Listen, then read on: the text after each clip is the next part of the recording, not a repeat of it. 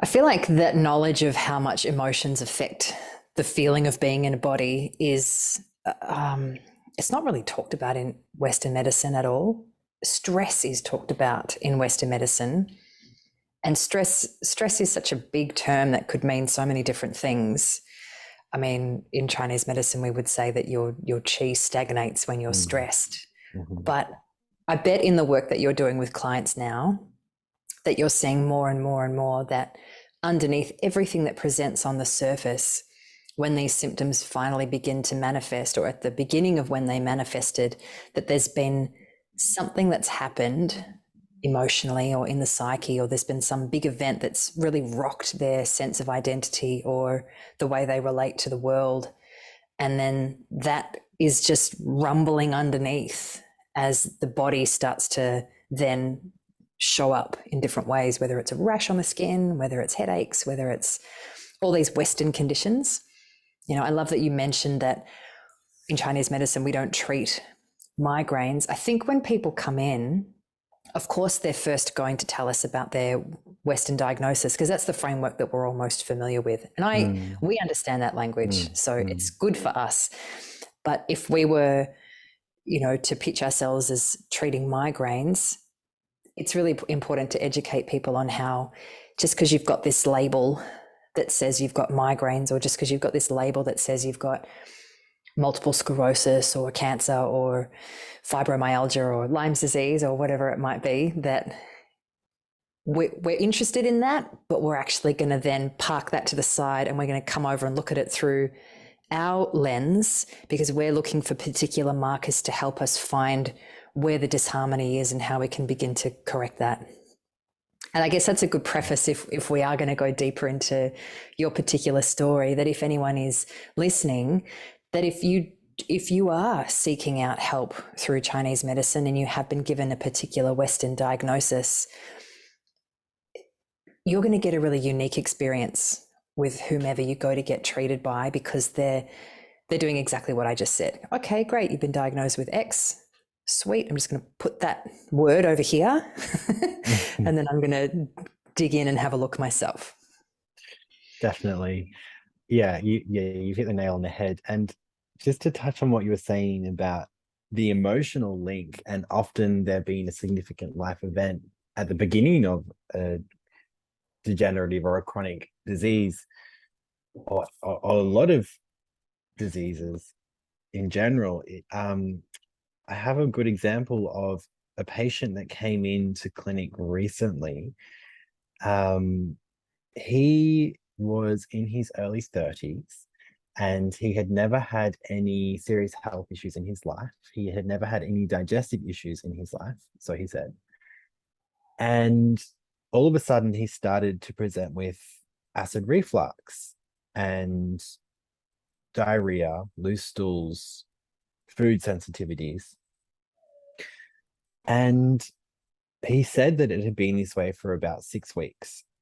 And he'd been to so many different doctors and he'd had so many different tests, and they couldn't figure out what was going on. They couldn't tell him why he was having reflux. He couldn't eat because every time he would eat, food would get stuck in his throat, or he'd get, this reflux causing so much pain.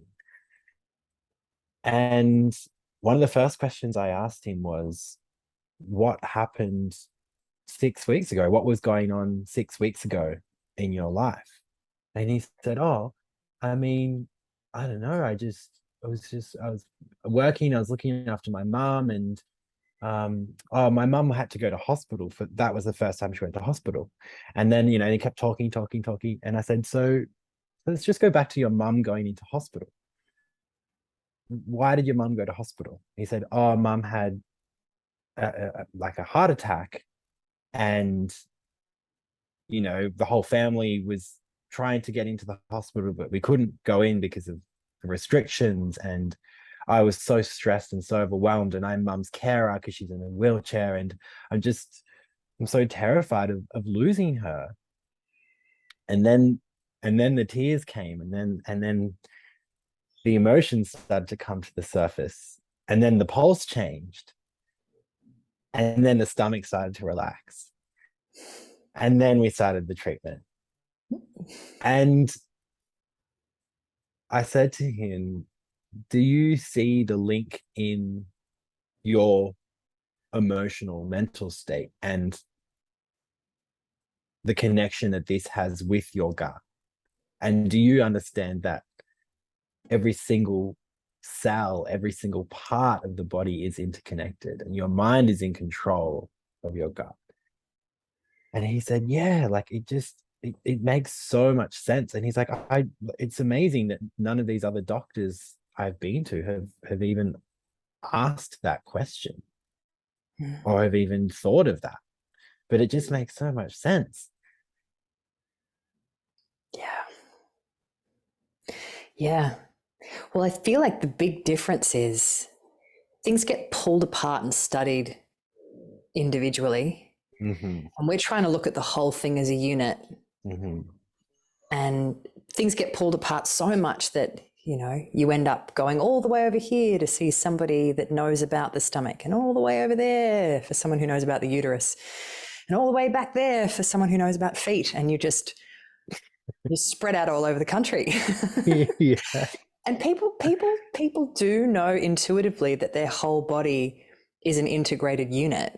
It's Yeah. just they haven't been conditioned to think that way that often because of how prevalent Western medicine is. But when you have those conversations with people and you say, do you know that there's a strong connection between your emotional state and what's happening inside your body? And they go, yeah, I do.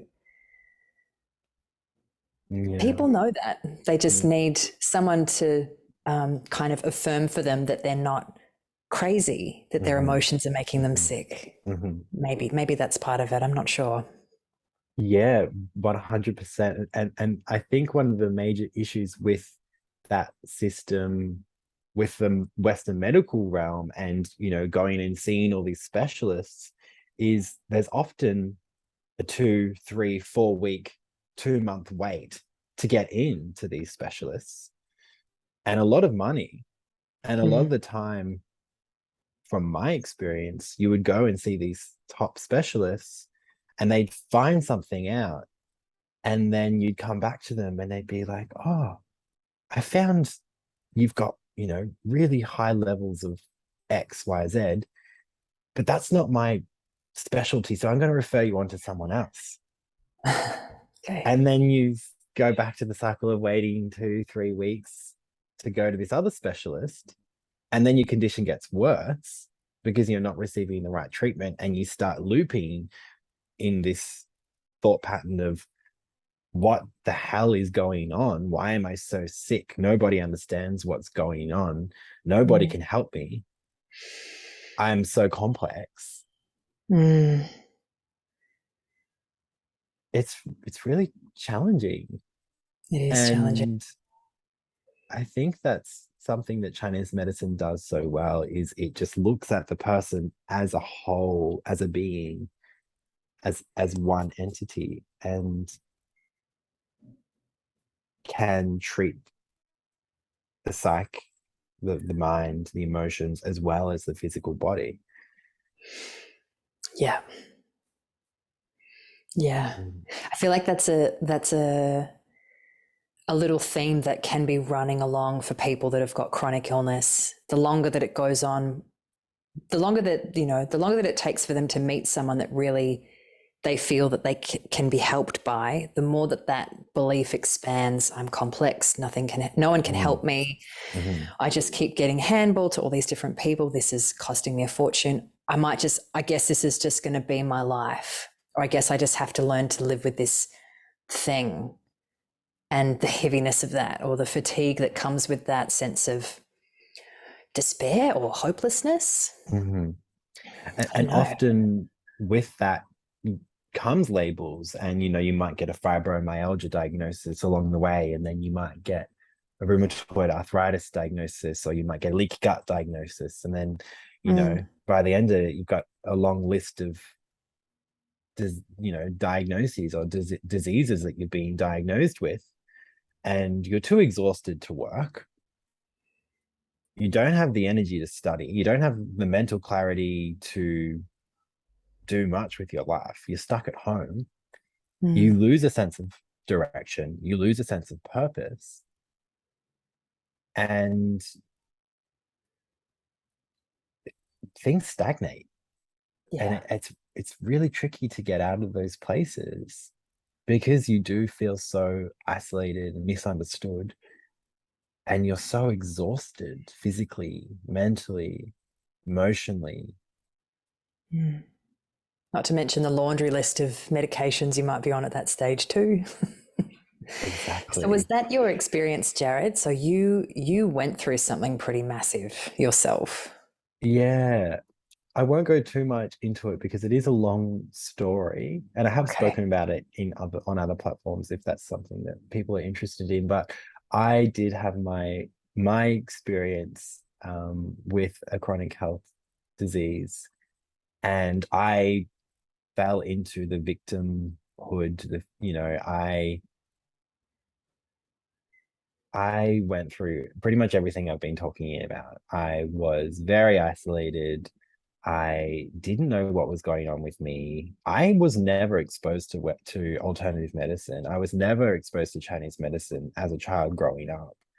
And everything for me was Western medicine. It was going to a doctor, going to a specialist to go and figure out what was going on. And it was when I was 19, actually, I was living up in Southeast Queensland, and I was not living the healthiest lifestyle. I was actually studying at the University of Queensland. I was studying education as well as French and environmental sciences. I have previously lived in France. I was an exchange student over there for 12 months and still am very passionate about language, and was also passionate about the environment. But it wasn't, I would say it was more of an interest or a curiosity. It wasn't a passion. And even when I was studying, I was like, I just can't imagine myself doing this every day. And I thought I was going to become a school teacher. I was like, I just can't imagine myself doing this every day. Anyway, the universe kind of worked its magic, and I became very unwell. It manifested with pain in my upper right quadrant, which I later discovered was actually my liver and my gallbladder.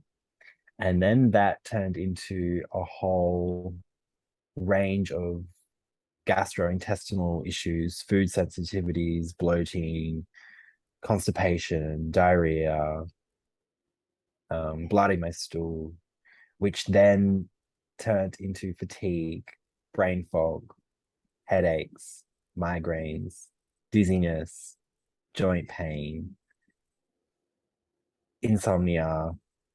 Then came the anxiety, panic attacks, um, blacking out.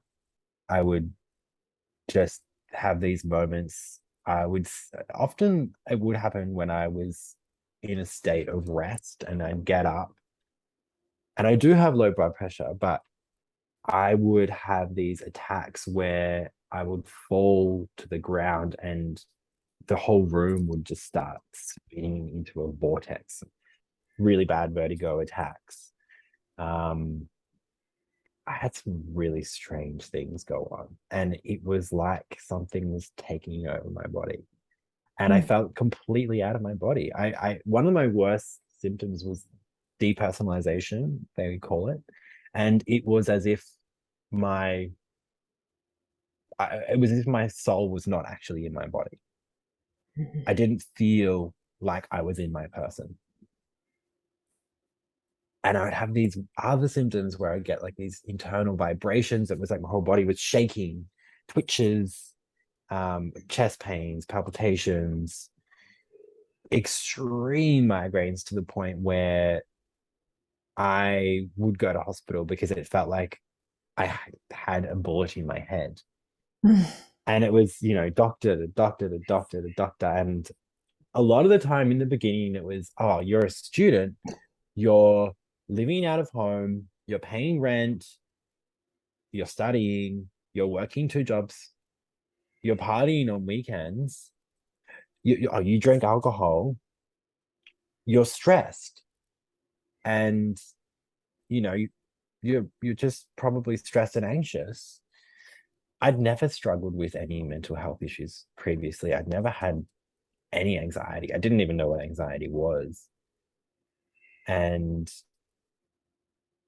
long story short, I saw over 19 different Western medical doctors and specialists over the space of 2 years. And in the end, I was diagnosed with hemochromatosis. They said I had early onset arthritis in my hands. They thought I had MS. They thought I had a tumor on my pituitary gland. And I had a 2-week waiting list to get into a different doctor to confirm that. So for 2 weeks, I thought I had a brain tumor.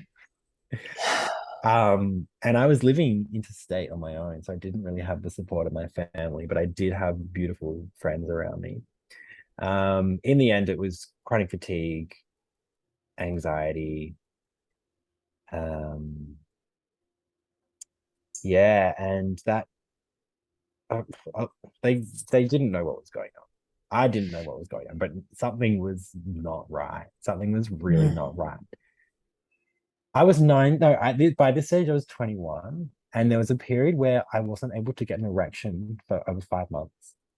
And I went to an endocrinologist who did my bloods, and I don't know the exact measurements, but I think it was like, I don't know what measurements they use when they're looking at testosterone, but let's just say the low level healthy range is 5, whatever.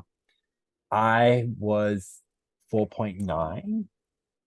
And the doctor said to me, you're in the low range, but it's just borderline, within the normal healthy range. So you're fine.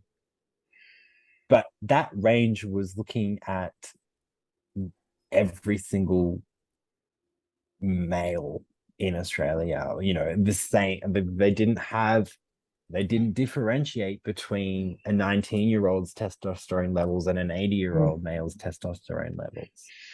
So technically, because I was 19 and I had very low levels of testosterone, I was still just within the normal healthy range. So he couldn't help me. He didn't know what was going on.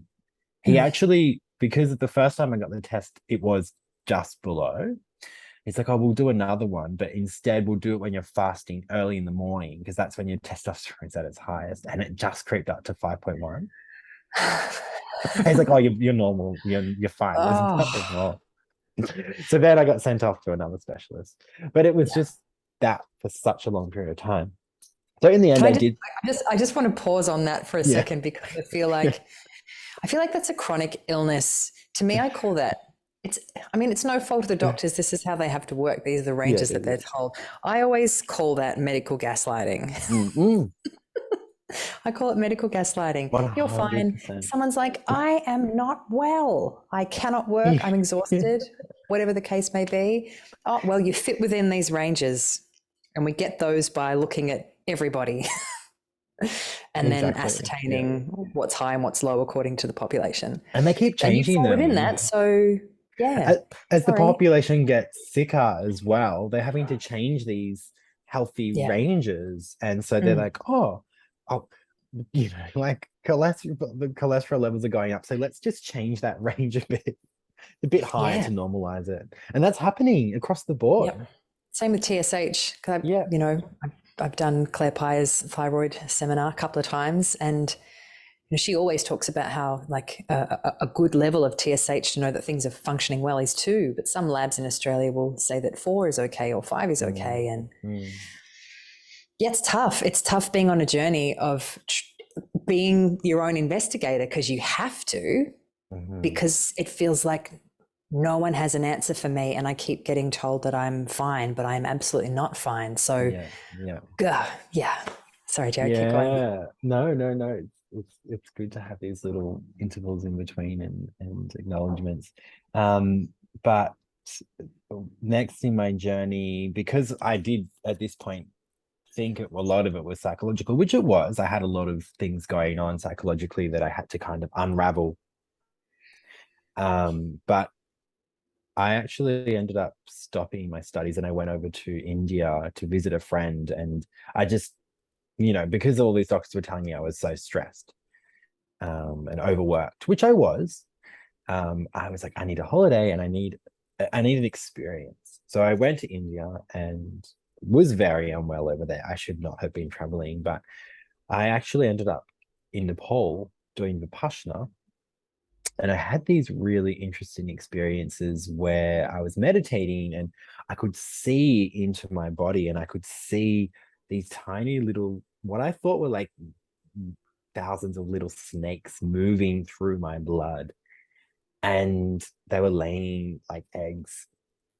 And I would try and remove them out of my body, but they just kept on multiplying and multiplying and multiplying. I had huge breakthroughs in my Vipassana. It was one of the most challenging things I've ever experienced because I was in so much physical pain. Every single part of me was just aching. And I was meditating for over 16 hours a day in a room in one of the strictest Vipassana centers in the world, where I was only allowed one single pillow underneath me. And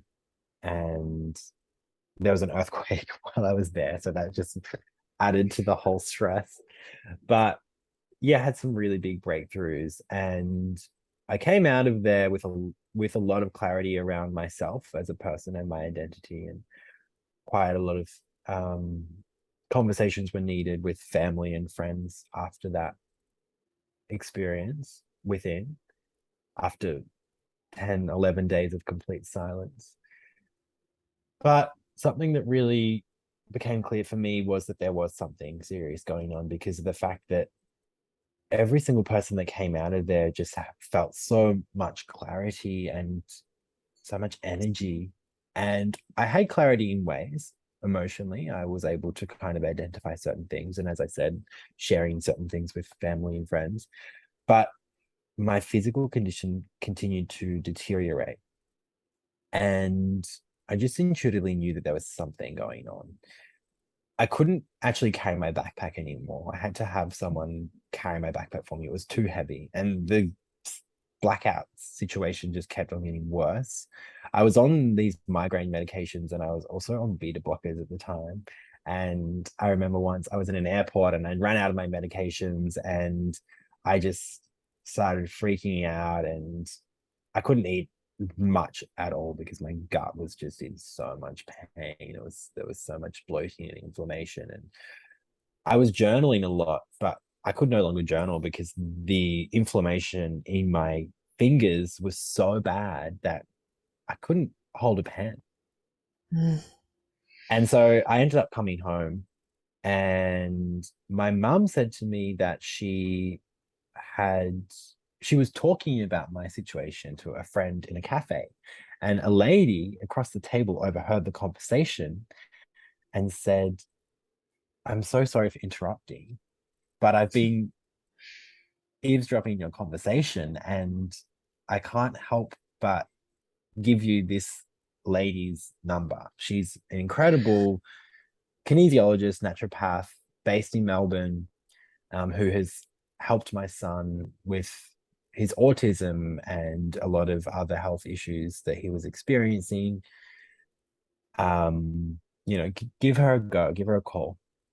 Anyway, my mum spoke to me about this and I said, "Look, mum, I will do anything. Like I just want to get better." So my mum called this lady and explained exactly what was going on. And originally, Judy said to my mum on the phone that she has a 3-month waiting list. Once mum started talking to her about my story and the symptoms I was experiencing, she said, I know exactly what's going on. I can fit him in tomorrow morning before I start. Wow. And that's where I finally got a diagnosis that made sense. She actually used kinesiology to test for different tick-borne diseases and Lyme disease and Lyme borreliosis, rickettsia, I think I had 19 different co-infections. And she asked me if I'd ever been bitten by a tick. And I'd been bitten by many ticks living in Southeast Queensland. And I'd been to festivals in Byron, and there are ticks everywhere. We're just picking them off each other's ears and heads and armpits, not even thinking about it.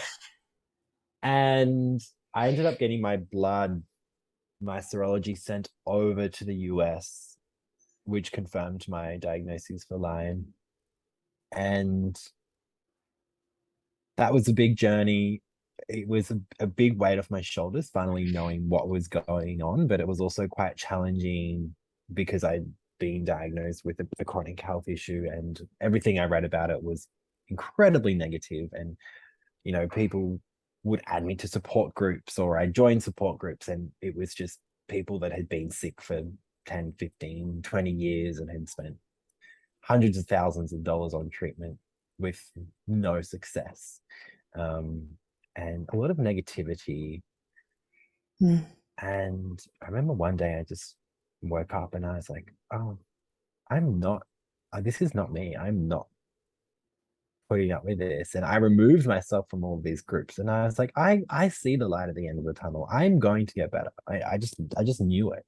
I just knew, every single part of me knew that I was going to get better. And I had my days, I had my weeks, I had my months where I was uncertain if I'd get better, because it was a roller coaster. I would just have moments of feeling better or good, and then it would just end in crashes for weeks or months. But I always saw that glimpse of light at the end of the tunnel.